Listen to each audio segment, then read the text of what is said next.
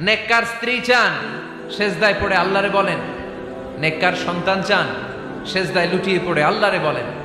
BCS পরীক্ষায় টিকতে চান, সেজদায় লুটিয়ে পড়ে আল্লাহকে বলেন।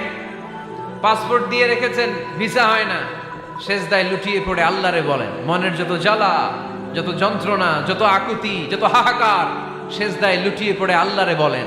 কারণ আল্লাহর দরবার এমন দরবার, এই দরবার থেকে কেউ কোনোদিন খালি হাতে ফিরে না। চিল্লায় বলেন ঠিক কিনা? কেউ ফিরে না খালি হাতে আল্লাহরে তোর দরবারেতে, তাই না? পড়েন সবাই, কেউ ফিরে না। আকরাবু মা ইয়াকুনুল আবদু মির রাব্বিহি ওয়া হুয়া সাজিদ।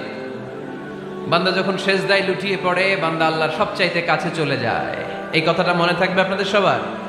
আমরা কখন আল্লাহর সবচেয়ে কাছে যাই?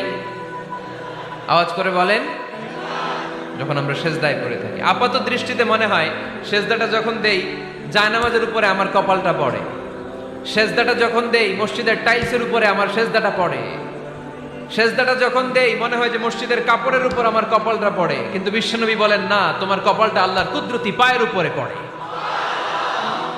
আকরাবু মা ইয়াকুনুল আবদু মির রাব্বিহি ওয়া হুয়া সাজিদ।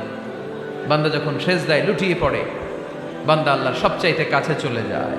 তাহলে কোরআন আমাদেরকে জানালো, যদি আল্লাহর প্রিয় হতে চাও সেজদায় লুটিয়ে পড়ো। আল্লাহর প্রিয় হতে চাইলে কি করব?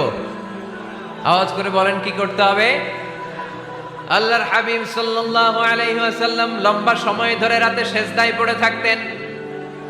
আল্লাহর হাবিব সাল্লাল্লাহু আলাইহি ওয়াসাল্লামের সাহাবারা সব সময় লম্বা লম্বা রুকু দিতেন, লম্বা লম্বা সেজদা দিতেন।